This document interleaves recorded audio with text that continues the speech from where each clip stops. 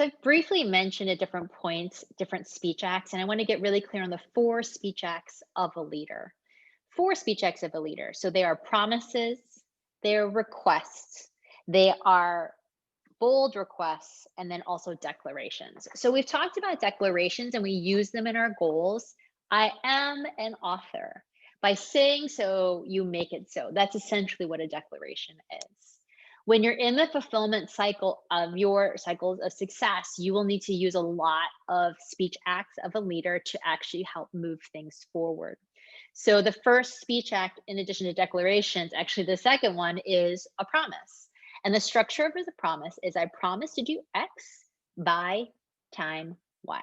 So what is usually missing for most people is that time Y. Like, yeah, sure, I'll email you back. Oh, sure, I'll get back to you. Always put a deadline on it. Say, I'm going to get back to you by tomorrow. I will get back to you by next Friday. And using that structure to both give yourself some grace around being able to respond in a timely fashion, but also giving other people that sense of structure. People actually really relax with that kind of structure. And if you tell them when it's going to come, they can just put it aside. And then at the deadline, they might want to come back to you and talk to you about it. But you can really help yourself and help the people you're working with by doing this. And by doing this, by the way, you will build a lot of trust with people by telling them deadlines and actually adhering to them. Which leads me to the next one, which is requests, which is essentially like a promise, but it's you asking someone else, I request X of you by time Y. So this is something, I'll give you an example. When I ran the board for Yoga Behind Bars, I frequently had to do this with a bunch of volunteer board members. So I would say, I request of you to vote on this act by next Friday. And so I would do it. And do you think that they all got back to me by next Friday? They did not. So it was not so much about this is a hard deadline, but it actually just then gives you additional structure with which to follow up. Because on Friday, I could sometimes say, hey, it's Friday, y'all. You said that you'd respond. Here's my reminder. And then if they still didn't respond on Monday, I would say, hey, Friday was the deadline. Please get back to me by the end of today. So can you see how giving that timeline structure gives you more freedom to follow up with people, which is quite powerful. And then on top of it, this is the thing to remember when you do make a request of people. There are four answers to a request. I ask you to vote on this by next Friday, and then you say, yes, I will. The second answer, no, I will not. The third answer is, I can do that, but I can have to do it by next Monday. You change the time. Or the fourth one is you change the request. You say, hey, I don't agree on this vote. Can we make the vote about, lunch instead? So you can change the nature of the request. So those are the four things you can always say. One of the things I find high achieving women struggle with the most is a clear, concise no without a ton of explanation. And the reason this matters is, and you're not saying no and then being rude about it. You could say, no, that doesn't work for me. And that's it. Because if you start to tell people why something doesn't work for you, guess what they're going to do? They're going to start to pick apart all the ways that you could potentially do what it is that they want. So, for example, for me, like my schedule's built out in a fairly structured way. I always take a 2-hour break in the middle of the day. And people could say, hey, Nicole, can you meet at 1?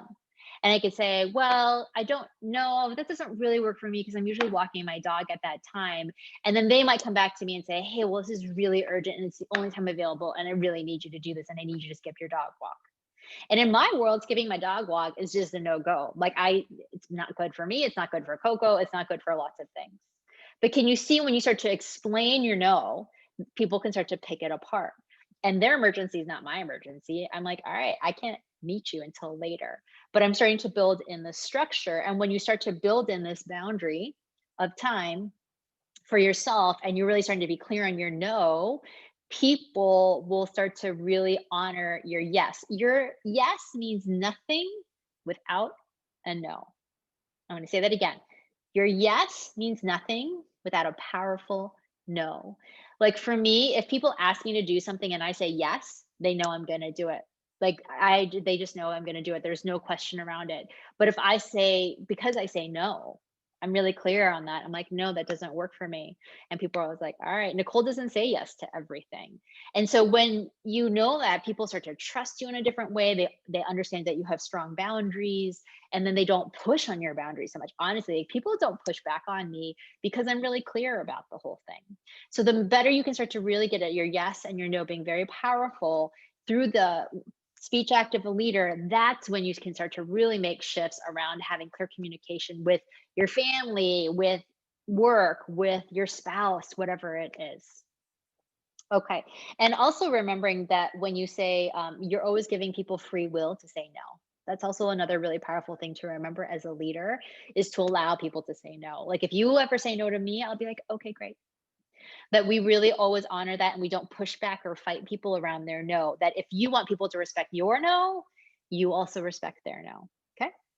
And then the last speech act of a leader is a bold request. And a bold request is going outside social norms with what you're asking for. So bold might be for you different from the next person, but it's bold for you. It's outside your norms, it's outside social norms to make a bold request. So it could be something involving a project. For me, a bold request often involves going to someone I've never met or I don't have a personal connection to and making a request to them to speak at a summit or to co-facilitate an event or whatever it is, right? For me, bold requests are like, God, I don't know that person very well, but or at all, and I'm just putting myself out there. So that's an example of a bold request. But it could be a bold request of a spouse. If you're asking them to do something that they've never wanted to do, or have you've never asked them before, they're not interested, or it might be stretching your family in some way, you can also be making bold requests in your own family. And it's really powerful to start to open up conversations in your own home. So bold requests can happen in many different ways. And this is something that I want you to take on in your project to start making a bold request somewhere along the way. Okay, so that's our 4 speech acts of a leader, and we'll talk about it soon.